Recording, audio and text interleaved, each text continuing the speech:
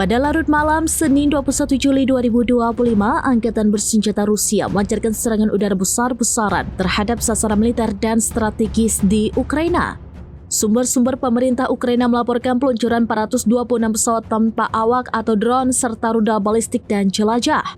Skala dan frekuensi serangan Rusia ini terus meningkat seiring dengan peningkatan pesat sektor pertahanan negara tersebut dalam skala produksi pesawat tanpa awak sekali pakai Geran 2 dan berbagai kelas rudal balistik dan jelajah. Produksi Geran 2 dilaporkan pada bulan Mei telah meningkat lebih dari 10 kali lipat, dari 300 unit per bulan menjadi lebih dari 100 unit per harinya. Industri pada saat itu dilaporkan berada di jalur yang tepat untuk memproduksi 500 unit per hari. Sementara itu, produksi rudal seperti KH-101 dan 9K-720 telah meningkat beberapa kali lipat dari tingkat sebelum perang. Serangan-serangan ini bertepatan dengan meningkatnya tekanan pada garis depan Ukraina karena unit-unit garis depan Rusia yang maju telah diperkuat menyusul kekalahan serangan Ukraina di Kursk, sementara Angkatan Darat Ukraina kehilangan beberapa unit paling elitnya dan banyak peralatan paling mumpuni selama serangan yang gagal tersebut.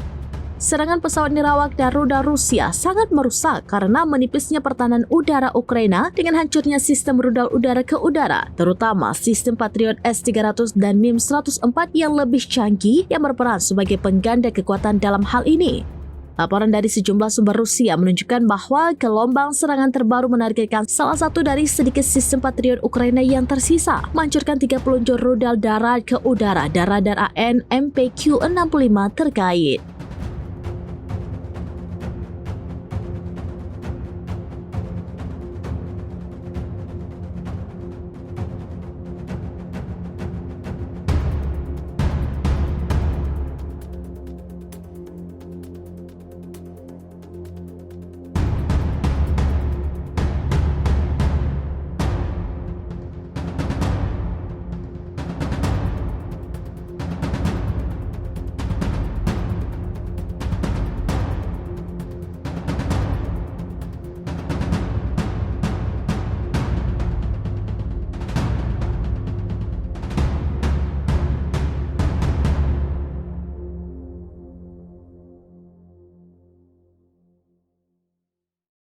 Download Tribun X sekarang, menghadirkan lokal menjadi Indonesia.